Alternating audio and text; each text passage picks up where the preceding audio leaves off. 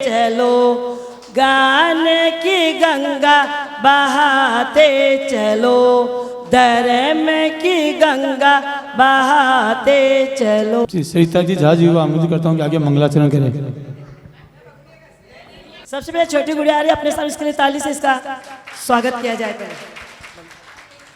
नमो अरिहंताना, नमो सिद्धाना, नमो Ariana, नमो अजयाना, नमो लय सवे सवना, एसो पंच नमोकारो सवे पापरानो, मंगलाराम के सवे से सर्वं होवे मंगल, चट्टाई मंगल, अरिहंता मंगल, सिद्धा मंगल, सावो मंगल, केवली परंतो डमो मंगल, चट्टाई लोगोटमा, अरिहंता लोगोटमा, सिद्धा लोगोटमा, सावो लोगोटमा, केवली परंतो डमो लोगोटमा, चट्टाई सन्ना पवजामी, सिद्धा सन्ना पवजामी, सावो सन्ना पवजामी, केवली परंतो डमो सन्ना पवजामी।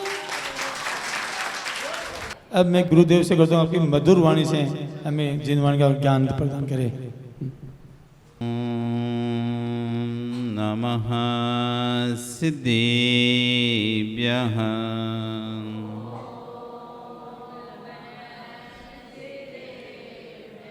ॐ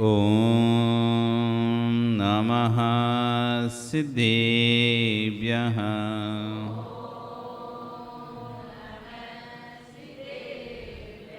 ॐ नमः सिद्धेभ्यः।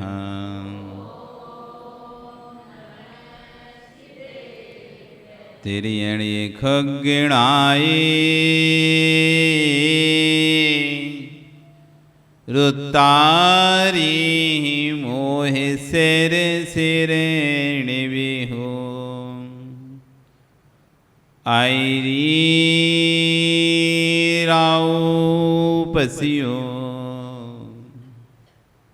परवादिण्यो भव्येछि लोये। नमो अरिहंताणं, नमो सिद्धाणं, नमो आयरियाणं, नमो वज्रायाणं, नमो लोये सव्यसाहूणं। बोलिए अनंत अनंत से परमेष्ठी भगवान की, आदिरम आदिनाथ भगवान की, वर्तमान शासनी महावीर भगवान की, आचार्य कुलभद्र स्वामी महाराज जी की, गणाचार्य आचार्य विराग सागर जी महाराज जी की, आचार्य गुरु शिक्षण विश्व सागर जी महाराज जी की, अहिंसा में विश्व धर्म की।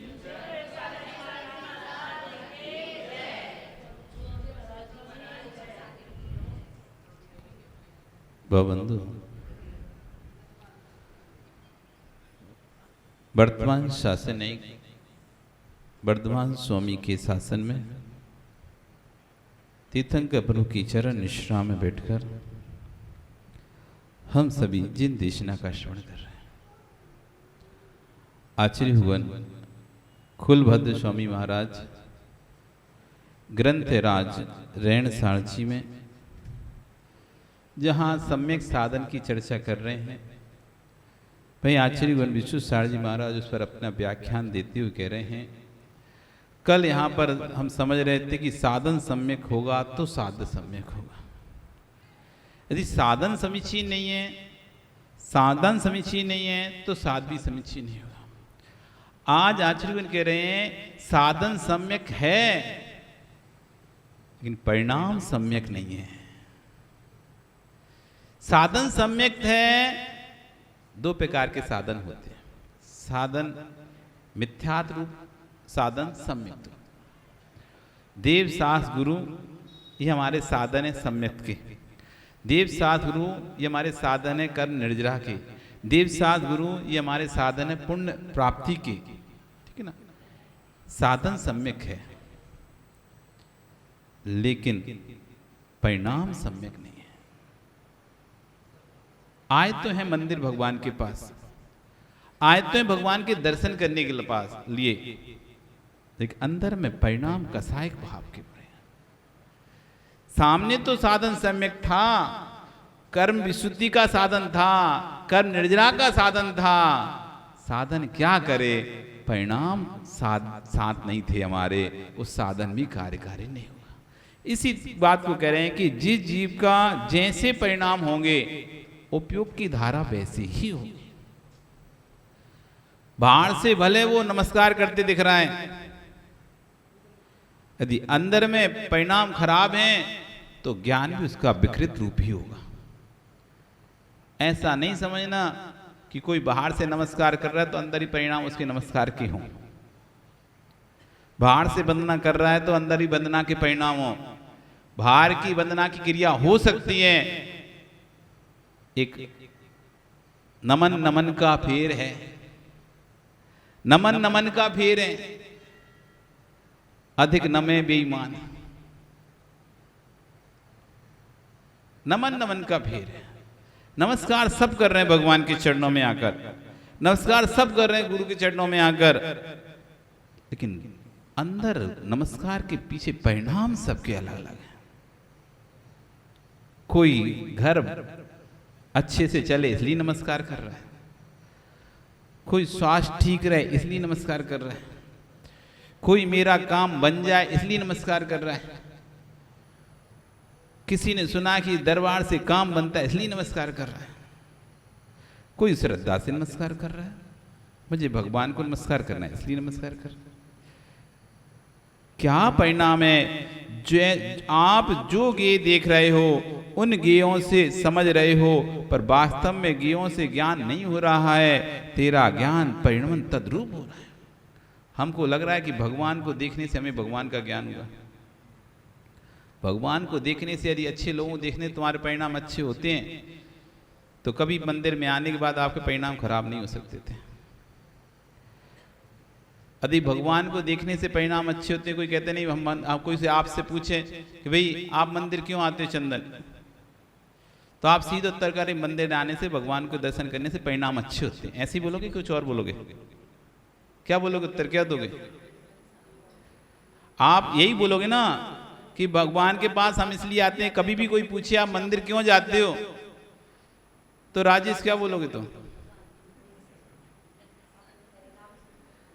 कि मन में अच्छा लगता है, ऐसे बोलोगे ना। परिणाम अच्छे होते हैं, भगवान को देखकर मन शांत होता है, ऐसा ही बोलोगे। लेकिन आश्चर्य बनकर ये बिल्कुल असत्य बात है। भगवान को देखकर परिणाम शांत होते तो जब तुम कसाय में रहते हो उस समय भगवान के अपनी पीठ कर लेते हैं क्या? जब आप मंदिर में क्रोध कर रहे होते हो उस समय भगवान अपनी पीठ कर लेते हैं क्या? तब भी तो भगवान वहीं रहते हैं, लेकिन तुम्हारे परिणाम उस समय विशुद्ध क्यों नहीं होते? देखते देखते भी गुस्सा आ रहा होता है, देखते देखते भी कसाय आ रही होती है, तो भगवान के को देखने से परिणाम अच्छे होते हैं क्या? है? परिणाम कैसे अच्छे करेंगे, कैसे अच्छे होते हैं?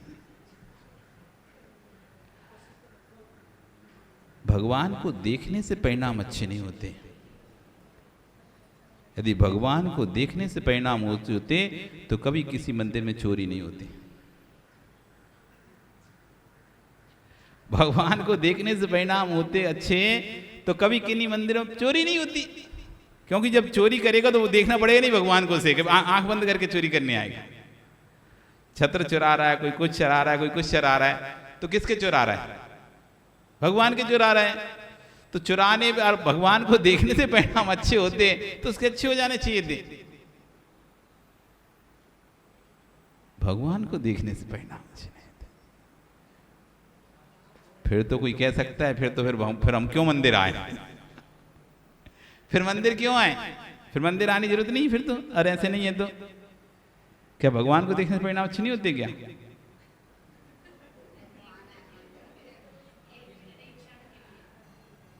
भगवान को देखने से परिणाम अच्छे नहीं होते क्या? अभी तुम बोले थे नहीं होते, हम बोले थे नहीं होते, तुम कह रहे हाँ हाँ हाँ, हमने बोले होते हैं तो हाँ हाँ। अरे किससे परिणाम अच्छे हो रहे हैं?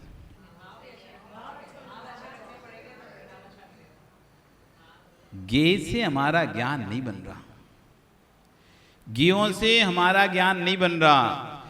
इस घड़ी के होने से आप घड़ी को जान रहे हो, अच्छा ऐसे कठिन हो जाएगा। ये बताओ हमारे हाथ में कितनी उंगलियां?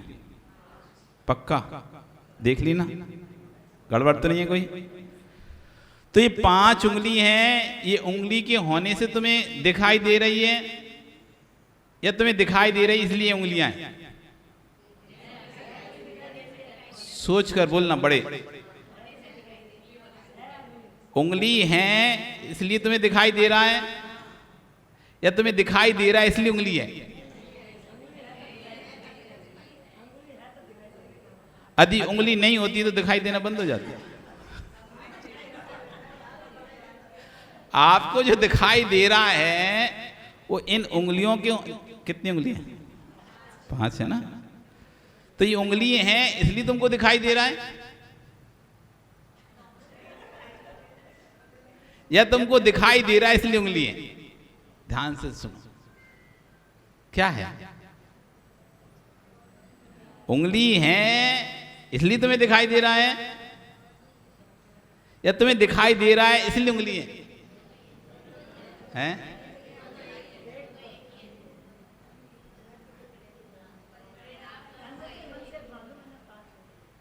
अरे हमारा प्रश्न तुम समझ ही नहीं रहे। हम तो इतना सा पूछ रहे हैं, उंगली है इसलिए दिखाई दे रहा है तुम्हें या तुम्हें दिखाई दे रहा है इसलिए उंगली है?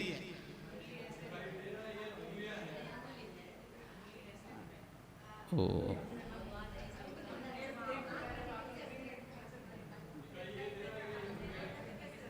भगवान है इसलिए तुम्हें दिखाई दे रहा है, तुम्हें दिखाई दे रहा है इसलिए भगवान है? भगवान है इसलिए तुम्हें दिखाई दे रहे हैं।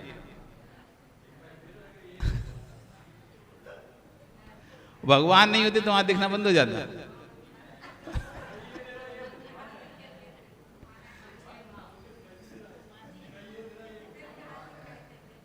इन ज्ञेयों से तुम्हारा ज्ञान बन रहा है या तुम्हारा ज्ञान स्वतंत्र है? वस्तु के होने से तुम्हारा ज्ञान है तो फिर वस्तु हट जाएगी, तुम्हारा ज्ञान भी हट जाना चाहिए। फिर वस्तु के होने से तुम्हें वस्तु का बोध होता है।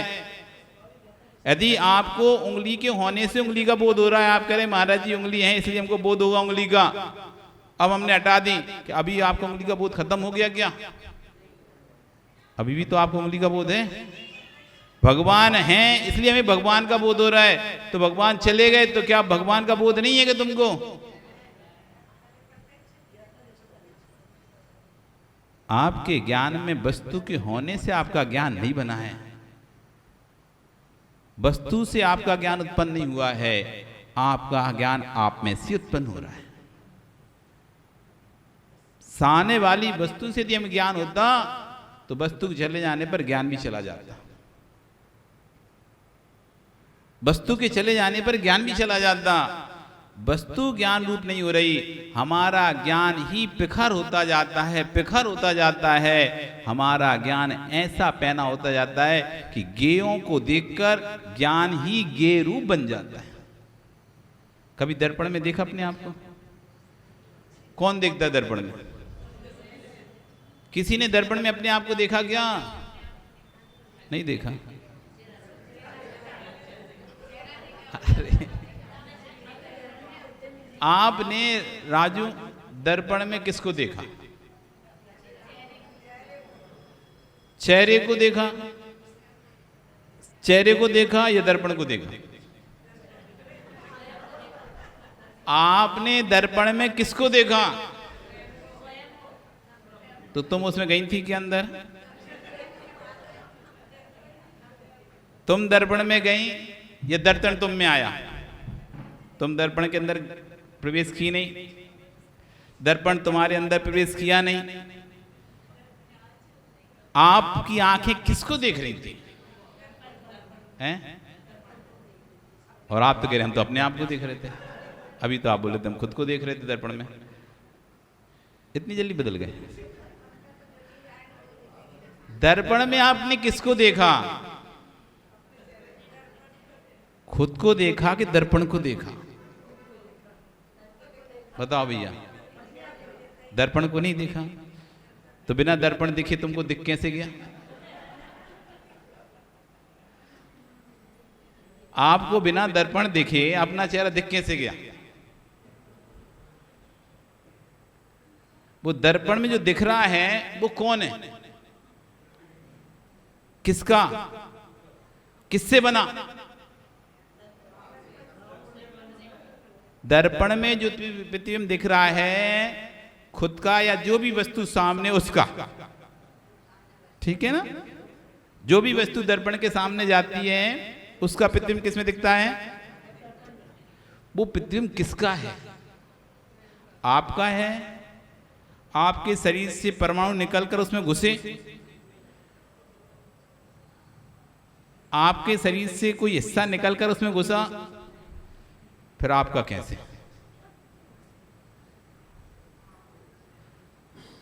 दर्पण में जो प्रतिबिंब दिख रहा है जिससे आप कह रहे हैं मेरा प्रतिबिंब है, उस प्रतिबिंब में आपके शरीर का कौन सा हिस्सा जाकर प्रवेश किया है? तुम्हारे अंदर के भाव उसमें घुसे दर्पण में? क्या हुआ है? ऐसा क्या हुआ? जो चित्र दिखाई दे रहा है, वो जिस चित्र को आप अपना कह रहे हो मेरा चित्र है, जो भी वस्तु का चित्र है, क्या वो वस्तु दर्पण में गई क्या? वो चित्र क्या है? फिर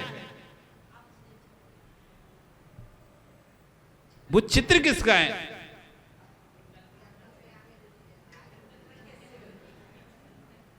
अब समझना चाहिए क्या है जैन दर्शन। उधर की तुम बातें करते रहते हैं, ये जैन दर्शन नहीं है कि क्या उठाएं, क्या रखें, क्या धरें, क्या नहीं धरें, कहाँ बैठें, कहाँ उठें, क्या पहने, क्या नहीं पहने, ये सब जैन दर्शन नहीं है। इतना सूक्ष्म जैन दर्शन है, जिस दिन तुम इसे समझ में बैठ जाओगे तुम्हारे दिमाग की सारी नसें खुल जाएंगी। कहाँ हम इसमें पड़े हैं लोगों की मान कसाय में, छल कपट में, मायाचारी में, इसकी थाली उधर सरकारें में, उसकी थाली उधर सरकारें, इसका बुड्ढा उधर, उसका बुड्ढा उधर सरकारें में लगे हैं। अरे धर्म तो तुमने भी समझा ही कहाँ है? अभी तुमने सिर्फ समुद्र में प्रवेश तो किया है, लेकिन ऊपर की पन्नी भीज रहे हो,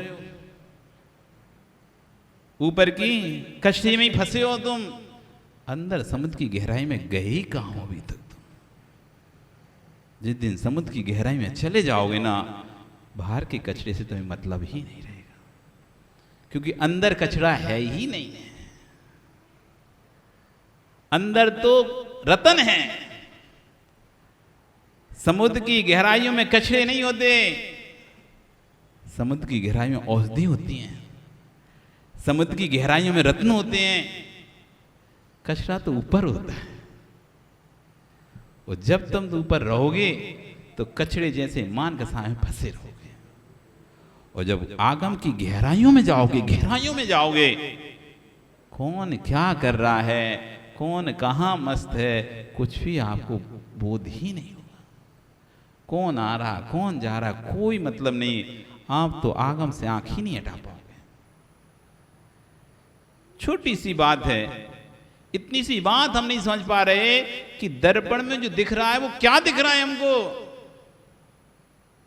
रोज दर्पण देखते हो आप, रोज दर्पण देखते हो, आप दिख रहे हैं। आप कैसे दिखोगे? आप तो बाहर खड़े हो। किधर खड़े हो आप? दर्पण के अंदर खड़े हो, दर्पण के बाहर खड़े हो? हैं? दर्पण के बाहर ही खड़े हो ना, तो आप कैसे दिख सकते हो? आप जब भी देखोगे दर्पण को ही देखोगे। जो प्रतिबिंब दिखाई दे रहा है वो दर्पण की ही स्वच्छता है, दर्पण के ही परमाणु जैसा सामने गे आया, वे दर्पण के ही परमाणु उस आकार में हो गए। और हम कह रहे हैं हम दिख रहे हैं, वे हमको दर्पण के ही परमाणु दिख रहे हैं। वो इतनी स्वच्छता थी कि सामने जैसा गे था, सामने जैसी वस्तु थी, वो दर्पण के परमाणु ने वैसा आकार ले लिया और हमारे जैसा आकार दिखाई दे रहा है। हम हैं ये। हम क्या कह रहे हैं? हम हैं। वास्तव में वो दर्पण ही है, दर्पण की स्वच्छता ही है वो। उस स्वच्छता ने जैसा सामने वस्तु आती है, वो स्वच्छता वैसा आकार ले लेती है। हरा रंग आए तो हरा आकार ले लेगी, नीला रंग आए तो नीला आकार ले लेगी, पीला रंग आए तो पीला आकार ले लेगी। लेकिन लेगी कौन? दर्पण ही लेगा। उसकी स्वच्छता ही उसके परिणाम होंगे और हम जो देखेंगे वो दर्पण को ही देखेंगे।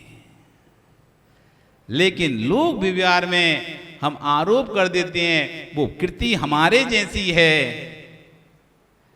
क्योंकि दर्पण स्वच्छता इतनी स्वच्छ था कि जैसा बिंब आया वैसा उसने पृथ्वी में झलका दिया, इसलिए हम कह देंगे व्यवहार से ये मैं हूं। वास्तव में वो दर्पण ही था। आया समझ? अब क्या देखोगे दर्पण जाके? अब क्या देखोगे दर्पण जाके? ऐसी जो भी वस्तु हमारे सामने आती है हम कहते हैं वो वस्तु से हमको ज्ञान हो गया। वो वस्तु से ज्ञान नहीं हुआ था। मेरे ज्ञान में इतनी स्वच्छता है, जैसी वो वस्तु आती है मेरा ज्ञान उस आकार में हो जाता है और मेरा ज्ञान मेरे ही ज्ञान को जानता रहता है। इसलिए वस्तु चली भी जाती है तब भी हमको ज्ञान वस्तु का होता रहता है। वस्तु नहीं भी रहती तो हमारा ज्ञान स्मृति रूप में ठहर गया है, हमारा ज्ञान अंदर स्मृति रूप में जा चुका लगा है। तो वस्तु चली भी जाती है तब भी हम स्मरण करके उस वस्तु को वैसा का वैसा ज्ञान कर लेते हैं। जैसी वस्तु सामने थी वैसी वस्तु को आंख बंद करो तो वापस वैसी दिखने लगती है। कैसे दिखी? वस्तु तो थी नहीं, फिर ज्ञान कैसे हुआ? हमारा ही ज्ञान स्मृति रूप में परिवर्तित हो चुका था। तो जैसे हमने स्मरण किया वो ज्ञान हमारा फिर से जागृत हो गया और हमको वैसी वस्तु दिखने लगी। वस्तु के नहीं होते हुए भी हमको वस्तु दिख जाती है। इसलिए वस्तु से हमें ज्ञान नहीं होता है, ज्ञान हमारी विशुद्धि से होता है। ज्ञान हमारे उपयोग की धारा से होता है। यदि आपका उपयोग यहां नहीं है, दूसरी जगह है, आपके सामने से व्यक्ति निकल जाएगा, आपको पता भी नहीं चलेगा कौन निकल गया। कभी कभी आप टेंशन में रहते हो, घर में लड़ाई हो जाती तो टेंशन में रहते हो, आपस में तू में हो जाती है, टेंशन रहते हो। पूजा तो करते हो लेकिन वो सोच दिमाग कहीं और चला रहता है आपका। तो आगे से लोग निकल भी जाएं तो आपको वस्तु का पता नहीं चलता, आपको पता नहीं चलता। आप कहीं और सोच रहे हो, सामने किताब में से पढ़ भी लोगे तो ये पढ़ लिया कि मैंने है, सुन भी रहे हो, क्या बोल रहे हैं मैं दोबारा से बोला ना, सुन नहीं पाए तो कान बंद कर दिए थे, शटर बंद कर दी थी थोड़ी देर के लिए। क्या किया था? सुन क्यों नहीं पाया व्यक्ति? आप कभी ऐसा नहीं बोले कि दोबारा से बोला सुन नहीं पाया, हमको और जगह ध्यान था हमारा, दूसरी जगह ध्यान था हमारा, ध्यान नहीं दी पाया। क्या बोले आप? क्या हुआ? ये वस्तु से ज्ञान होता तो वस्तु शब्द तो चल ही रहते, ज्ञान हो जाता, पर नहीं हो से ज्ञान। कुछ ज्ञान हुआ? समय हो गया। कितने बोले वाले आप? अनादिकाल निकल गया, थोड़ा और थोड़ा और थोड़ा और करते करते वो यहाँ काल का कारण है आज पंचम काल में आ गए। सदगुरु देह जगाए, पर सदगुरु तो आ गए, जगा भी रहे हैं, लेकिन तुम जगा ही नहीं रहे। एक्चुअली क्या तुम सोए नहीं ना, सोए नहीं हो तुम, सोए होते तो जग जाते, सोने का बहाना कर रहे तुम। तो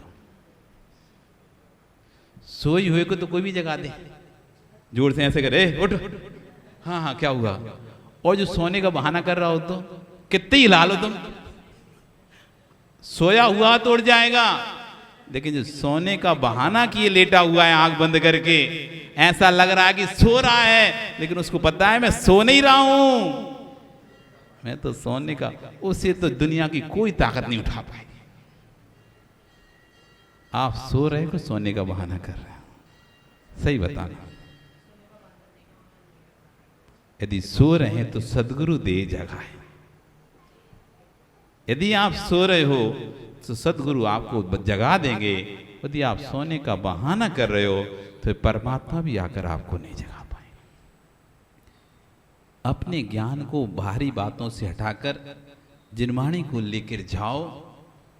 समय नहीं है, समय नहीं, ऐसे कर कर अपने समय को मत गमाओ। सीजन सुना है आप लोगों ने? सीजन किसे कहते हैं? सीजन आ गया, सीजन अभी व्यू का सीजन था ना, था क्या? व्यापारी लोग कितने हैं यहाँ पे? सभी व्यापारी हैं के पीछे हैं? कोई व्यापारी नहीं है यहाँ पे? सभी व्यापारी है ना? तो व्यू के सीजन में कुछ कमाई करी कि नहीं करी? की क्या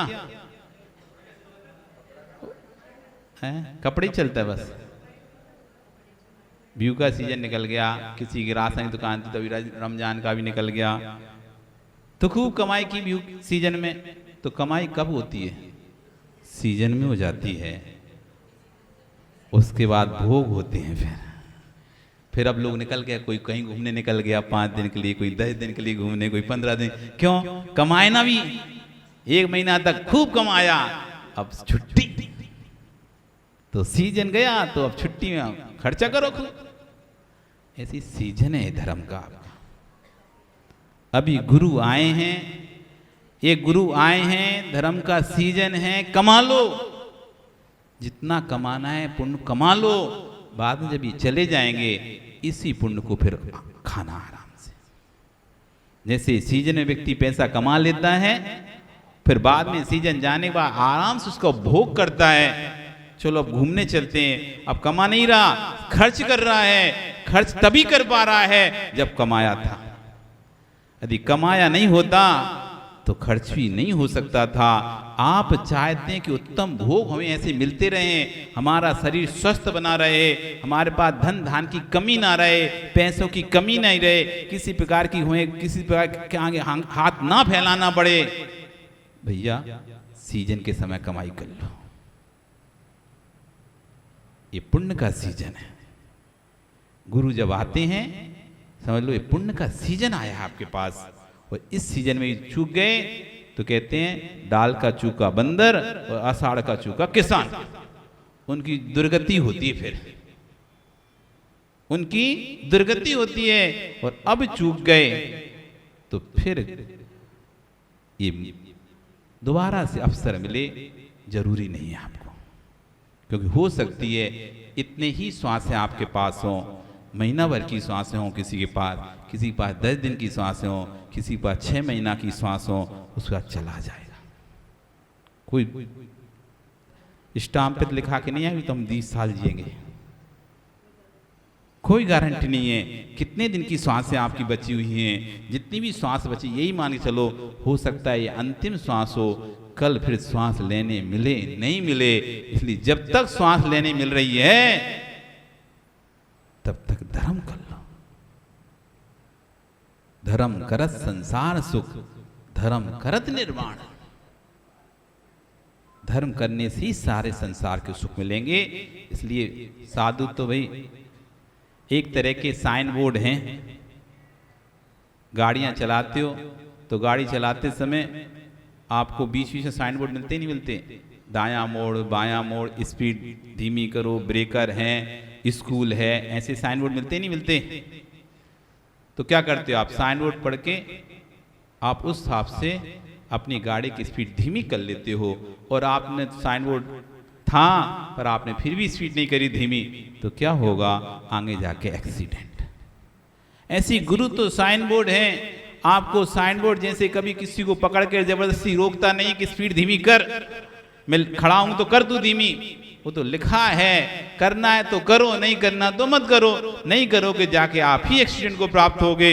ऐसे गुरु तो साइन बोर्ड हैं, आप लोगों को समझा रहे हैं। अभी नगर में गुरु आए हैं, आहार देकर अपने पुण्य को जगा लो, वैवृत्ति कर कर अपने पुण्य को जगा लो, प्रवचन सुनकर अपने पुण्य को जगा लो।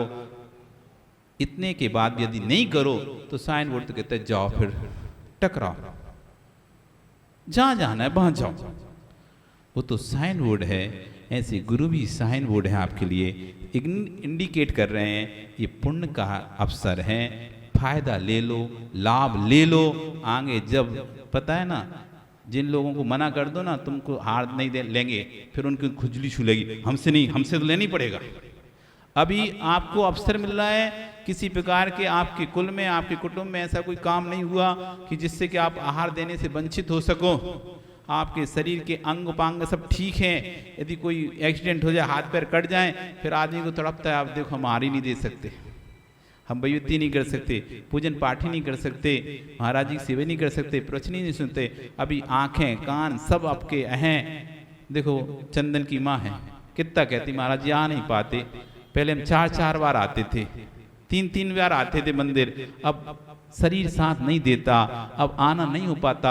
अब समझ में आता है कि देखो उस समय कर लिया तो कर लिया, जब शरीर साथ दे रहा था तब कर लिया तो कर लिया, अब शरीर साथ नहीं दे रहा तो अब तो बस याद ही शेष रह गई कि हम जाते थे।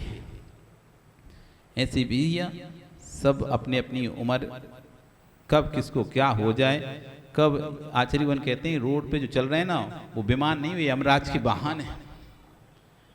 जो रोड पे चल रहे हैं वाहन, वो वाहन नहीं यमराज के विमान है। कब कौन सा विमान आकर तुमको ठक्कर मार दे वो भाई चले जाओ। जब तक हो यही मान के चलो कि मेरा जीवन जब तक है, मैं जितना भी पुण्य कर लूँ यही परलोक में मेरे साथ जाएगा, यही वस्तु मेरे साथ जाएगी। कसाय करूँगा तो कसाय साथ जाएगी, धर्म करूँगा तो धर्म साथ में जाएगी। बाकी और कुछ मैं कितना भी कमा लूँ यहीं छोड़कर जाऊँगा। आपका कल फिर आओगे, पर्याय रही तो फिर और चर्चा करेंगे। आते रहोगे तो चर्चाएं होती रहेंगी और आपका भी ज्ञान बढ़ता रहेगा। बोली भगवान महावीर स्वामी की।